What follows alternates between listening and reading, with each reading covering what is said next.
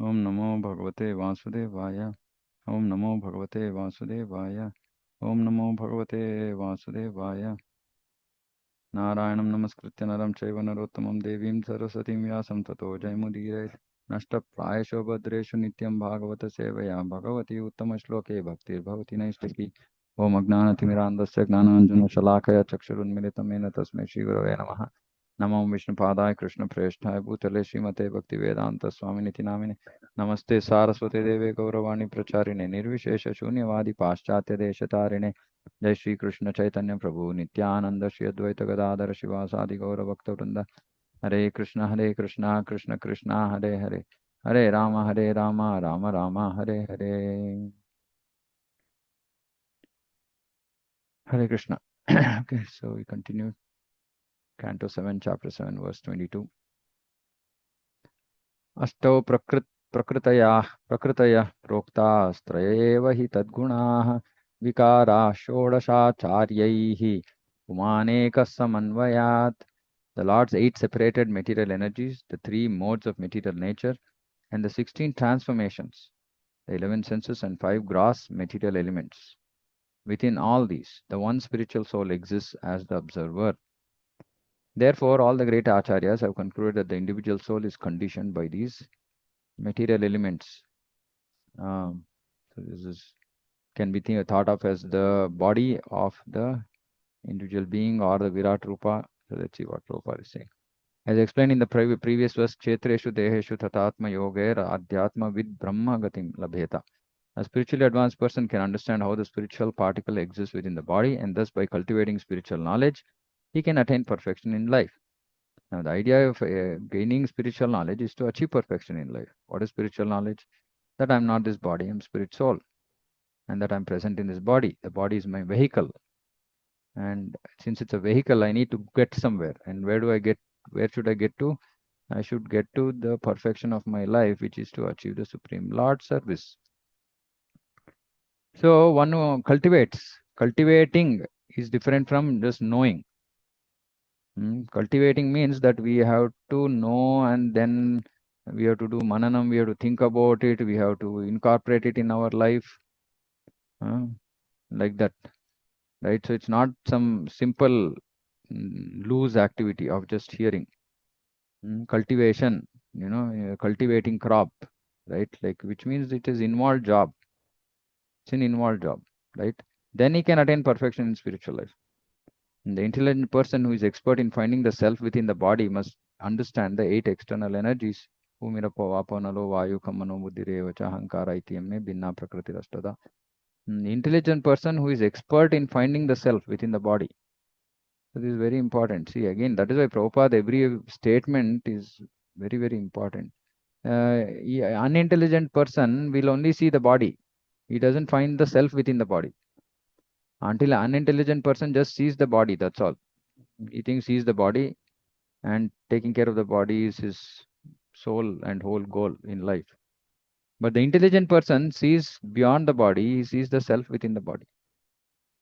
And then he knows that all these different 8 energies, Bhumi, includes all the objects of sense perception, Rupa, Rasa, Gandha, Shabdha, Sparsha.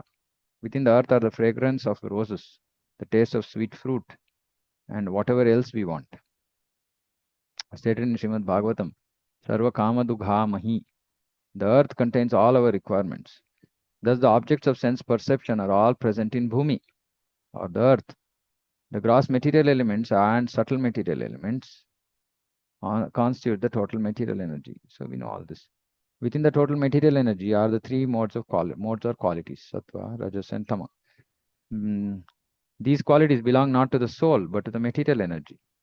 It is because of the interaction of these material modes of nature that the 5 knowledge-gathering senses, 5 working senses, and their controller, the mind, are manifested. So all this is described in the 3rd canto, how manifestation happens, how creation happens. Then according to these modes, the living entity gets the opportunity to perform different types of karma with different types of knowledge, thinking, feeling, and willing. Thus the bodily machine begins to work. So this is how the bodily machine begins to work. It's all made of these interaction of these modes of nature. And what does that depend on? On our karma. And accordingly, again, we get a body, we get a mind, and we start functioning again. Again, we create more actions and more reactions. And so next life, next body is decided based on that and so on. This has all been properly analyzed in Sankhya by great acharyas, especially by the Supreme Lord Krishna in his incarnation as Devahuti Putra Kapila. This is indicated here by the word acharyahi. We need not follow anyone who is not an authorized acharya. Acharyavan Purusho Veda. One can understand the truth fully when he has taken shelter of an expert acharya. The living entity is individual, but the body is a combination of many material elements. This is proved by the fact that as soon as the living entity quits this combination of material elements, it becomes a mere conglomeration of matter. Conglomeration means collection or, yeah. The matter is qualitatively one, and the spiritual soul is qualitatively one with the Supreme, meaning everything is coming from the Supreme. The Supreme is one and the individual soul is one, but the individual soul is understood to be the master of the individual combination of material energy. What is this individual combination of material energy? Is his body. Whereas the Supreme Lord is the controller of the total material energy. The living entity is the master of his particular body, and according to his activities, he is subjected to different types of pains and pleasures. However, Paramatma is also one, he is present as an individual in all different bodies. The material energy is in fact divided into 24 elements. The individual soul, the owner of the individual body, is a 25th subject. And above everything is Lord Vishnu's Paramatma, the supreme controller, who is the 26th subject. This is Sankhya. When one understands all these 26 subjects, he becomes Adhyatma, with means expert. Expert in Adhyatma, meaning distinction between matter and spirit. Kshetra Kshetragna Gnanam, understanding the Kshetra, which is the body, and the Kshetragna, knower of the body, which is the individual soul and the super soul, is real knowledge. Unless one ultimately understands that the Supreme Lord is eternally related with the individual soul, one's knowledge is imperfect. So it's not just about knowing that the Supreme Lord is there, but that there is also eternal relationship between the individual soul and Supreme Lord. Unless one comes to that knowledge, one's knowledge is imperfect. So most of the Gnanis, they have incomplete knowledge because they don't come to this understanding that we have an eternal relationship with the Supreme Lord. Bhavanam Janmanam Ante Gnanavan Mam Prapadyate Vasudeva Sabamiti. So after many, many births, he is actually in knowledge. He is in now. Who is in knowledge? Gnani, Gnanavan. Mam Prapadyate. He surrenders unto me. Knowing what? Knowing Vasudeva Sarvam. Vasudeva is everything. And such a Mahatma is Sudurlabha. Durlabha means difficult. Sudurlabha means very, very difficult. Everything material and spiritual consists of various energies of Vasudeva, to whom the individual soul, the spiritual part of the Supreme Lord, is subordinate. Upon understanding this perfect knowledge, one surrenders. Knowing that we are part and parcel of Krishna, he is the Supreme Lord, he is the Sarvam. I am the Amsha, I am Anu, I am small. I am dependent, I surrender unto him. The surrender of the Jiva to the Supreme Lord, actually at the very beginning stages of surrender, it is surrender for protection.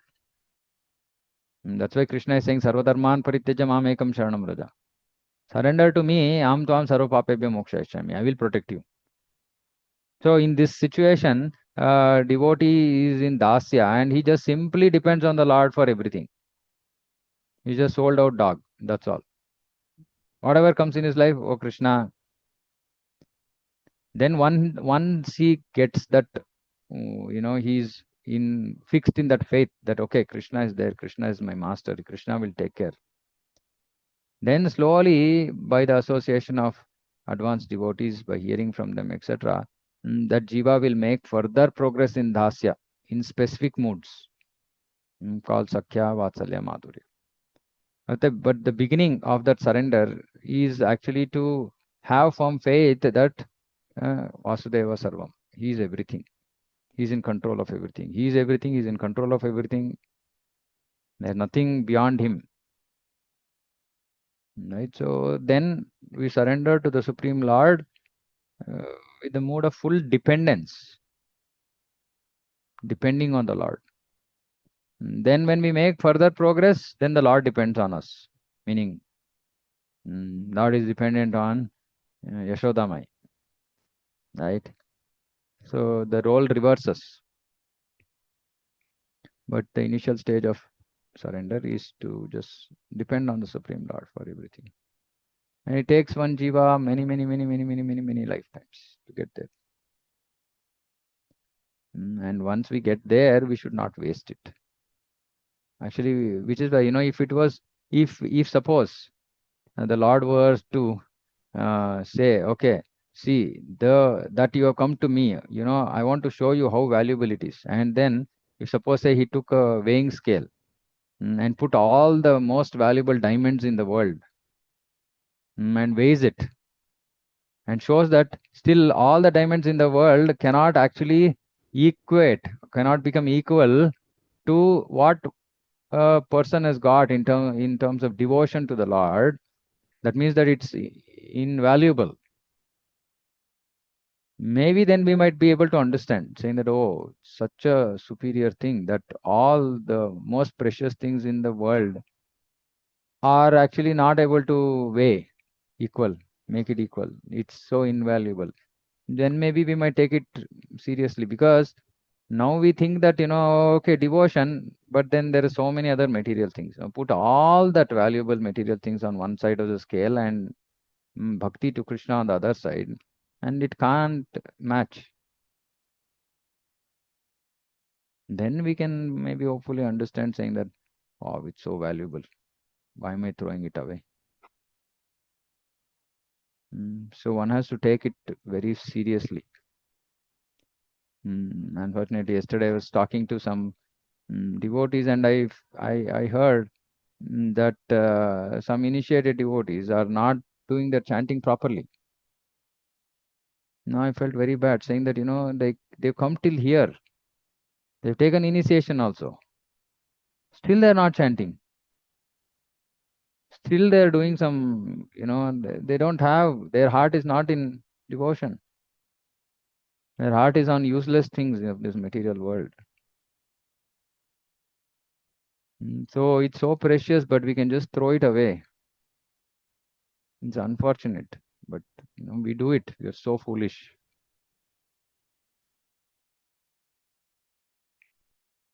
देयस्तु सर्वसङ्घातो जगत्तस्तुर् इति द्विधा अत्रैव मृग्यः पुरुषो नेति नेतीति atatyajan. There are two kinds of bodies for every individual, soul, gross and subtle. Within these bodies, however, is a spirit soul. One must find the soul by analysis, saying this is not it, this is not it. Thus, one must separate spirit from matter. So it's just okay. And for us, we don't have to worry about this. We have to just understand that I'm the soul, I'm servant of Krishna. As we engage in the activities of devotion, slowly we'll understand that we are the soul, we are not the body. Otherwise, the Gnanis will take this route. Neti, neti, neti. Not this, not this, not this. As previously stated, Swarnam yatha gravasu hemakara kshetreshu yogesta davigya apnuyat. An expert in the study of soil can find out where gold is and then dig there. Or he can then analyze the stone and test the gold with nitric acid. Similarly, one must analyze the whole body to find within the body the spirit soul. In studying one's own body, one must ask himself whether his head is the soul, is his soul. This is the process of naiti naiti. Is my head the soul? No. My fingers the soul? No. My hand the soul? No. And so on. In this way, one must gradually reject all material elements and the combinations of material elements in the body. We should reject it, saying that this is not the soul. Then, if one is expert and follows the Acharya, he can understand that he is the spiritual soul living within the body. The greatest Acharya, Krishna, says in Bhagavad Gita, Dehinosmin yatha dehe kaumaram yavanam jara tata deyantara praptir dhiras tatra namuhyati. Dhira, Prabhupada translating it as self-realized soul, is not bewildered by death. The spirit soul possesses the body and is within the body. This is the real analysis. Even getting to this stage is itself so difficult. Right? Not being bewildered by death. The soul never mixes with the bodily elements. Although the soul is within the body, it is separate and always pure. Separate and always pure, but it's got contaminated. Not the soul per se is not contaminated, but there is a layer of contamination around the soul which prevents the soul from exhibiting its purity, which is called material contamination. One must analyze and understand his self. This is self-realization. Neti neti is the analytical process of rejecting matter. By expertly conducting such an analysis, one can understand where the soul is. One who is not expert, however, cannot distinguish coal from earth, nor the soul from the body. Okay, so it's clear. अन्वयव्यतिरेकेण विवेकेनोशतात्मना स्वर्गस्थानसमां नायैर्विमृशाद्भिरसत्वरैः. Sober and expert persons should search for the spirit soul with minds purified through analytical study in terms of the soul's connection with and distinction from all things that undergo creation, maintenance, and destruction. Again, this is Sankhya. This is the path that Jnanis take. So, we don't have to go much into this. So a person can study himself and distinguish the soul from the body by analytical study. For example, when one considers his body, one can certainly understand the difference between spirit, soul, and the body. No one says I head. Everyone says my head. Thus, there are two entities, the head and I. They're not identical. They appear to be one conglomeration. So, simple logic. One may argue when we analyze the body, we find the head, hands, legs, belly, blood, bones, urine, stool, etc. But after everything is considered, where is the existence of the soul? Sober person, however, avails himself of this Vedic instruction. Thus, he can understand that the head, hands, legs, and indeed the entire body have grown on the basis of the soul. Yato va imani bhutani jayante. If the soul is within the body, then all of these grow, but otherwise they do not. A dead child does not grow up, for the soul is not present. See, simple logic Prabhupada gives. Powerful logic. If by a careful analysis of the body one still cannot find the existence of the soul, this is due to ignorance. How can a gross man fully engage in materialistic activities understand the soul, which is a small particle of spirit, 1/10,000th of the size of the tip of the hair? Such a person foolishly thinks that the material body is grown from a combination of chemicals, although he cannot find them. The Vedas inform us, however, that chemical combinations do not constitute the living force. The living force is the Atma and Paramatma, and the body grows on the basis of that living force, meaning energy. That energy is required for the body to grow, not some chemical combination. The fruit of a tree grows and undergoes 6 kinds of change because of the presence of the tree. If there were no tree, there could be no question of the growth and maturity of fruit. There would be no question of the fruit itself. Therefore, beyond the existence of the body are the Paramatma and Atma within the body. This is the first understanding of spiritual knowledge. Tenosmin yatha dehe. The body exists because of the presence of the Supreme Lord and the Jiva, which is part of the Lord.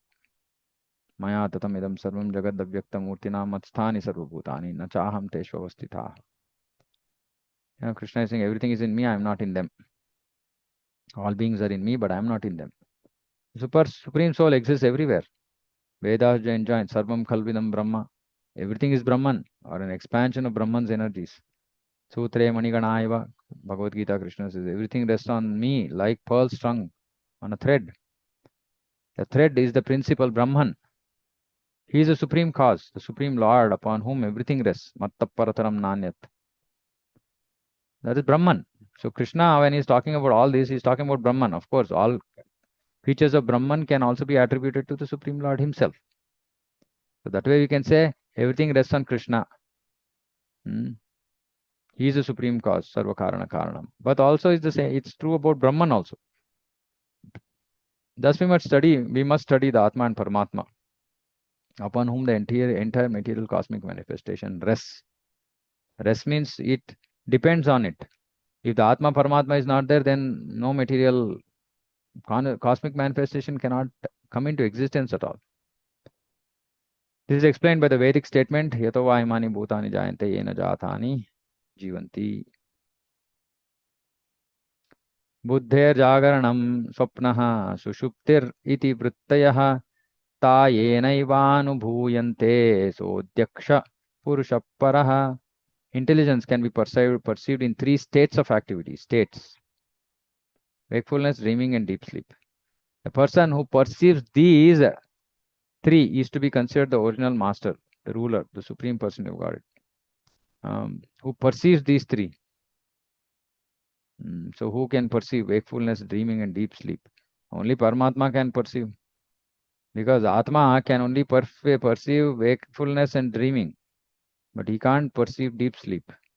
That only Paramatma can. Without intelligence, one cannot understand the direct activities of the senses, nor can he understand dreaming or the cessation of all gross and subtle activities, which is Sushupti. The seer and controller is the Supreme Person of Godhead, the Supreme Soul, by whose direction the individual soul can understand when he is awake, when he is sleeping, and when he is completely in trance. So he can also understand when he is completely in trance because he was not in awake state or in sleeping state that way. Right? So, but Prabhupada is saying that without super soul, he cannot understand this. Lord says, Sarvasya chaham hridisannivishto mattasmritir gnanam aponam cha. I am seated in everyone's heart, and from me come remembrance, knowledge, and forgetfulness. Of course, this knowledge, forgetfulness, remembrance of the ordinary jiva is based on his past karma. But the Paramatma is enabling it based on our desires in our previous life, our karma phala, etc. The living entities are completely absorbed in the three states of wakefulness, dreaming, and deep sleep through their intelligence. This intelligence is supplied by the Supreme Lord, who accompanies the individual soul as a friend. Srila Madhvacharya says that the living entity is sometimes described as Sattva Buddhi when his intelligence acts directly to perceive pains and pleasures about activities. Sattva Buddhi. There is a dreaming state in which understanding comes from the Supreme Person of Godhead. The Supreme Person of Godhead, the Super Soul, and is the Supreme Controller, and under his direction, the living entities are sub-controllers. One must understand the Supreme Person of Godhead with one's intelligence.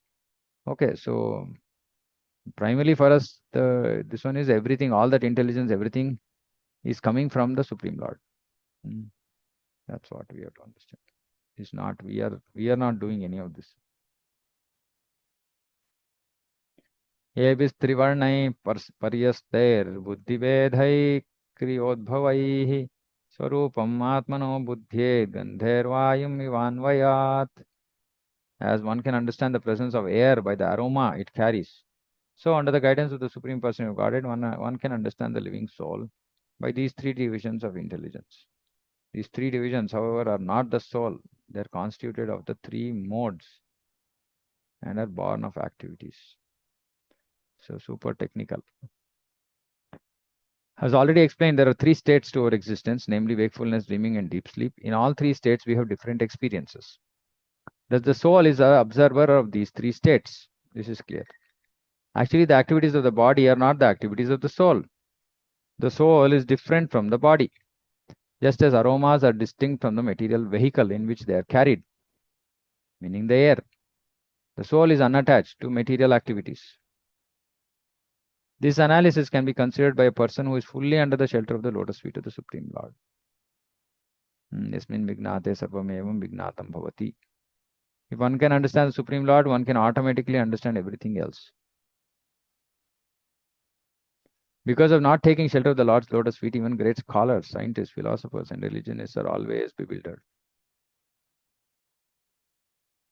The soul is actually different. The soul is not attached to material activities. Not attached meaning is different. Just like aroma is different from the air.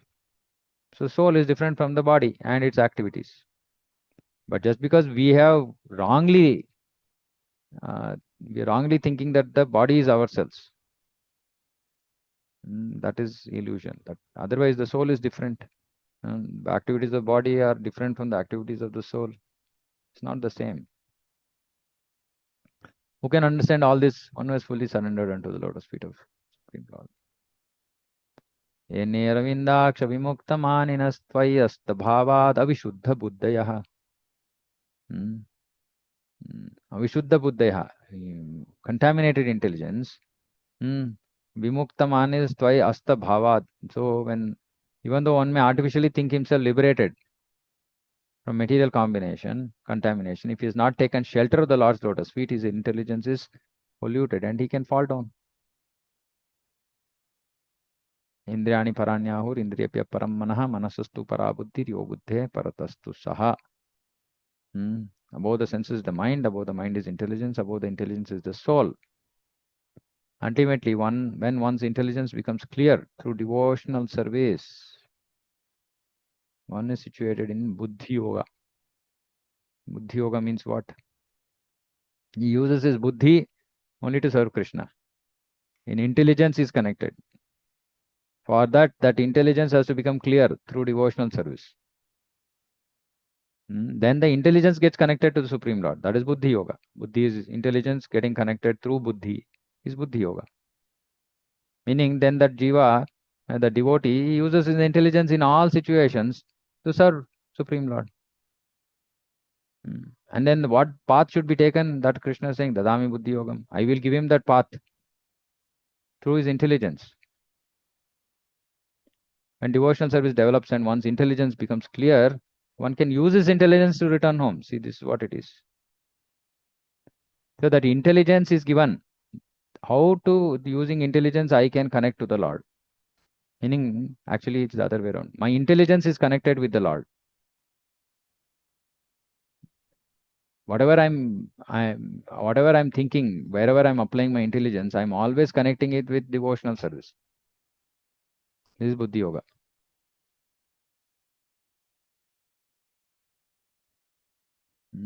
See, Prabhupada, same topics in Bhagavad Gita, he writes very different purports. Language is totally different here. And the same language we will not be able to understand in Bhagavad Gita because we have still not, our intelligence actually has not become clear through devotional service. Now, when intelligence has slightly become clearer, then we can understand the same statements or more complex statements. In Bhagavad Gita, when Krishna is explaining Buddhi Yoga, we can't really understand. Prabhupada is saying Buddhi Yoga means Bhakti Yoga, then he also talks about Karma Yoga. It becomes very difficult. Oh, what is this? But it's very clear now.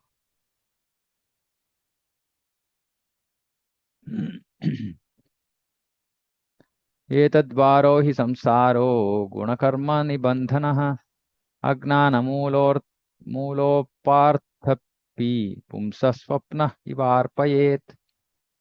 Through polluted intelligence, one is subjected to the modes of nature and thus one is conditioned by material existence. So the reason is polluted intelligence. Like a dreaming state in which one falsely suffers. Material existence, which is due to ignorance, must be considered unwanted and temporary. And see, the polluted intelligence, that is why the intelligence has to be purified by the practice of devotional service. Now, if after practice of devotional service also intelligence remains polluted, that means that we are doing something wrong. We are not following the process properly because the process itself purifies the intelligence.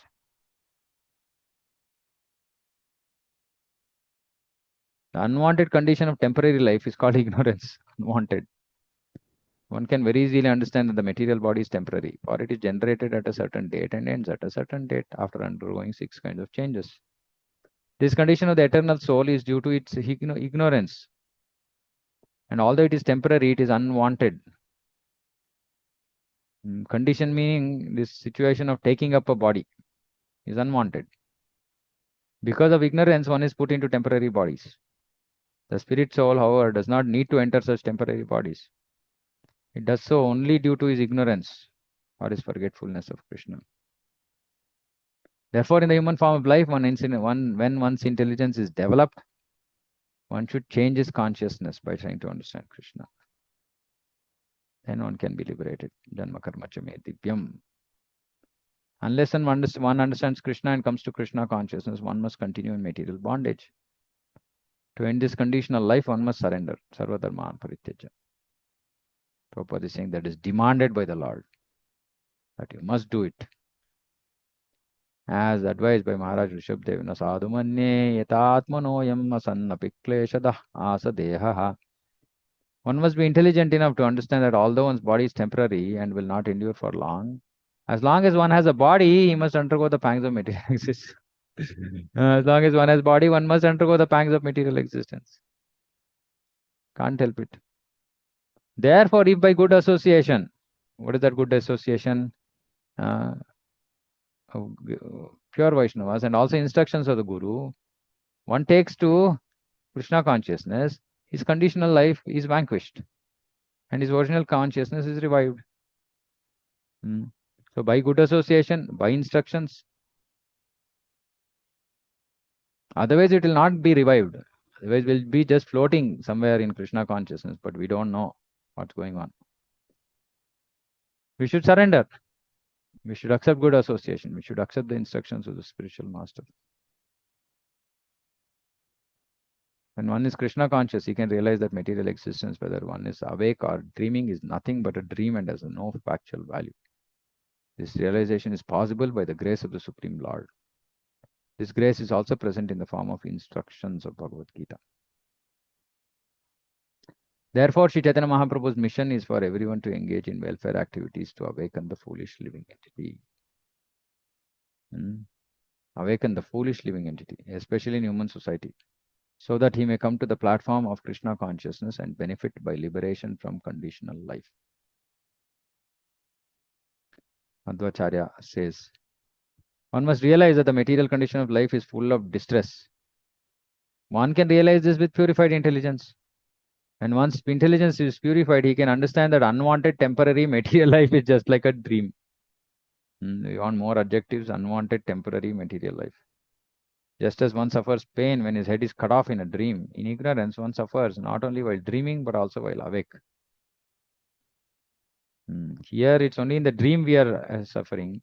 But when we are in ignorance, even when we are awake, we are suffering. Because our awake is also dreaming state. Because we are not seeing the reality. Without the mercy of the Supreme Lord, one continues in ignorance and is just subjected to material distresses in various ways. Meaning, even if there is suffering, what is that suffering? That suffering is some pain, sensation of pain. If there is a physical suffering, there is a sensation of pain in this body. And that sensation of pain is experienced through like a network of nerves. And I can understand that because I have a brain, then there are nerve impulses, etc., etc. Right? But that pain is not happening to me. That pain is happening to this body, which is actually dead. Meaning, pain is happening in the body means that there are some sensations being created in the body. Matra, sparshastu kaunteya. There are some sensations that are getting created in the body, which can be perceived because of our nervous system. But that is converted or that is translated as pain or suffering because of our attachment to the body. Okay, how do I explain this? Now, suppose say there is a printer here. Okay, now if I put on the printer or say this laptop, right now there is energy flowing through this laptop to make this laptop work. But I'm not feeling that energy, either as good or bad or ugly. I'm not feeling it because I'm not attached to this. Right? Because the impulses are going through this device called as body, and I'm sitting there, though I'm actually just should be overseeing, observing what is going on in the body, I become attached. So I'm feeling the pain. So it's just ignorance. Actually, if you understand, no, I am not the body, I am Atma.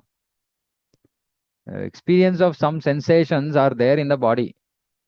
And because I am attached to this body and I think that these sensations are an indication of suffering, the indications can also be happiness. But that decision, who is doing? Whether the sensations are of pain or happiness is me, Atma. Now, all this is just because of the ignorance that the Atma is thinking that it is the body or Atma has so much attachment to the body.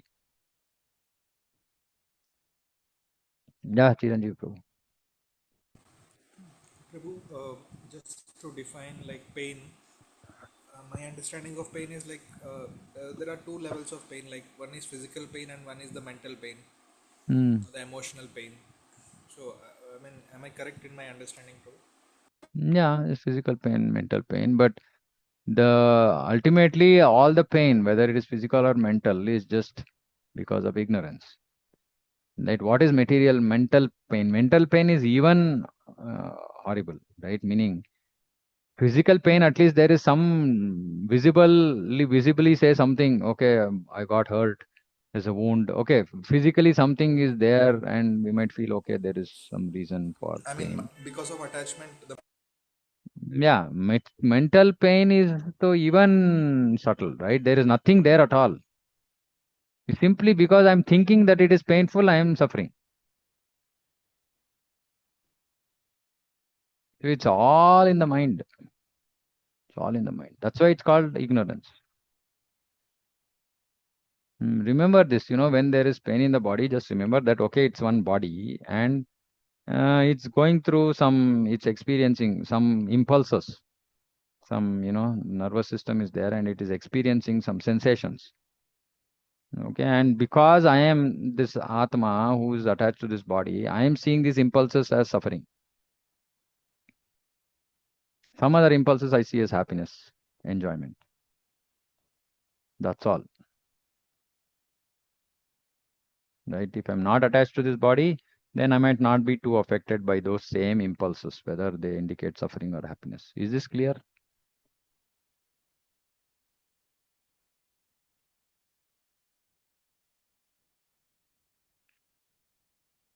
Is this clear? So when we have pain, we don't have to, or when we have a sensation of pain, we should say that when we have a sensation of pain, we should not just be too bothered about it. Okay, it's fine. If the body is going to become dysfunctional because of that pain, because body has limitations and these energies have impact on the body. So if the body becomes dysfunctional, then we'll try to fix it.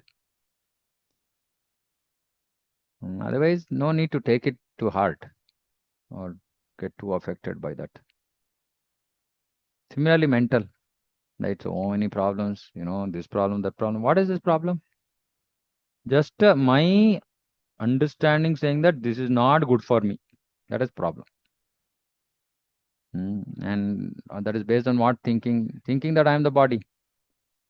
Because if I'm Atma, then that external situation is neither good or bad or ugly to me, right? Because it has nothing to do with me. Yeah. Sorry, who is this Hare Krishna? I don't know. Sorry, Prabhu, it is me, Hare Krishna. Morning. You changed your name also. No, no, Prabhu. I Ah, created one Zoom ID for the Akshanagar Center kids, practice, loka practice and stuff. okay. It's good. Join with It's that. good. You change your name to Hare Krishna. Okay. Okay. This is silly question though, but like practically I'm trying to understand how do the body sensations like feeling hungry or hurt or something. How Hmm. does the mind will feel like for example if we switch on then light will on the wire connection is there from the end to end. How Hmm. does that connection is there, Prabhu? Connection Mind, of the mind. what between the body sensations and mind to the soul. Soul is the one Mind. who really feels Soul happy is also, right? soul is easy. Soul is just thinking that I'm this body or this body is the vehicle for my enjoyment. Right. So it's so concerned about this body and everything connected to this body, whether gross or subtle. That's easy. Now, this mind is a little bit complex thing to understand, right? Right. So mind also, see the root of the which is why mind is considered as the chief sense, right? So Yes. because it's the chief sense, it seems to be perceiving all these, right? Okay. So the mind is the otherwise the senses are dead, right? Mm-hmm. The heart by itself is not feeling the heart in pain in the heart, or the hand is not feeling the pain in the hand. Okay. The pain in the hand is being felt by the mind, Mind. right? And why is the mind feeling that? Because of false ego, right? So the experience and what the mind means what actually? See the mind does three activities, right? Thinking, feeling, willing. Yes. Yes. So the mind is given experience of this pain through the impulses, through the whatever body constitution, the way the body is constituted, is the mind actually experiences this pain. Yes, Prabhu. The pain meaning, suppose say there is some excessive energy in some part of the body, and we say that, okay, I have a headache. Right. No, headache means what? That part of the head is become heavy. That experience the mind is getting now. But oh, my headache, and then I sit down with my putting my hand on my head, right? Is Okay. because of attachment, Okay. right? So there is a gross body, then that gross body creates, or there is a network of impulse or sensation Okay, that the is gross body subtle. creates.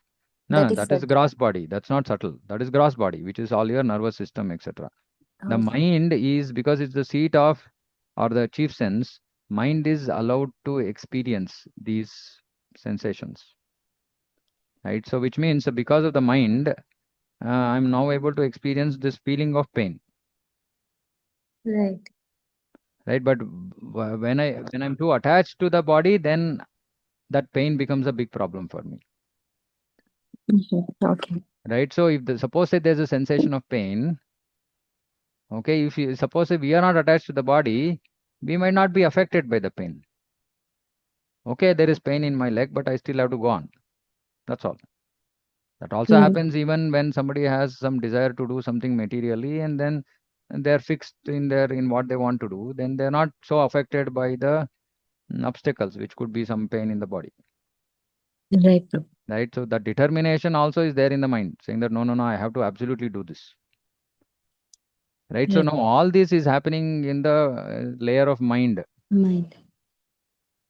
No, So my question physics, is mind is subtle, body is physical. So the connection yeah, between these two is like an that is impulse subtle. that No, is it is subtle. subtle. It is Subtle. subtle. That's That's what. why it's called subtle, right? So the bodily constitution, we have to understand that this is how Krishna has designed this body.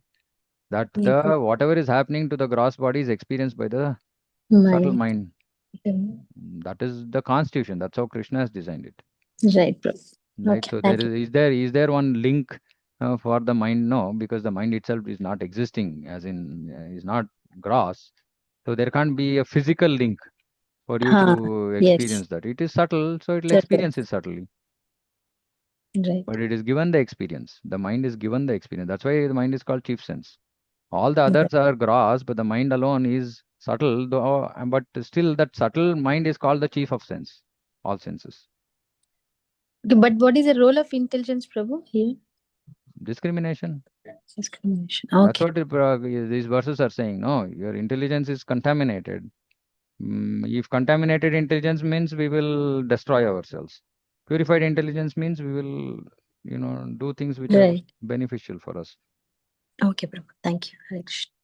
Yeah, so mind, then intelligence, then false ego, then soul. Right now, this false ego is the intersection, connection, or the connecting point between matter and spirit.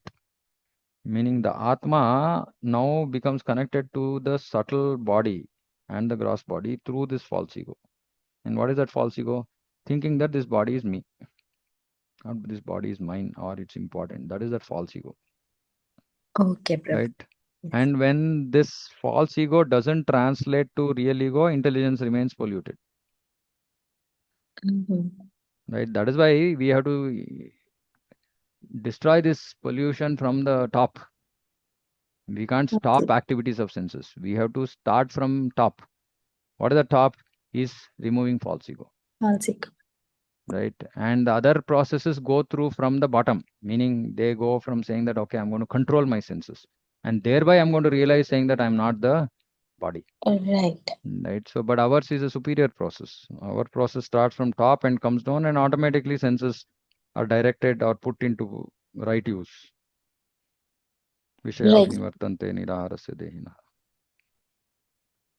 Is that okay? Yes, Prabhu. Thank you. Yeah. Okay, any other question? Anyway, some of these statements I'm explaining in a way that we can understand. It might not be exactly, like this. You might not find it in Prabhupada's books, but it's like more like a realization. Yeah. Okay, then we'll close here. Srimad Bhagavatam ki jai, Jagat Guru Srila Prabhupada ki jai. वाञ्छाकल्पतरुभ्यश्च कृपा सिन्धुभ्य एव च पतितानां पावनेभ्यो वैष्णवेभ्यो अनंतकोटि वैष्णव की जय, समवेत गौर की जय। हरे कृष्ण। हरे कृष्ण।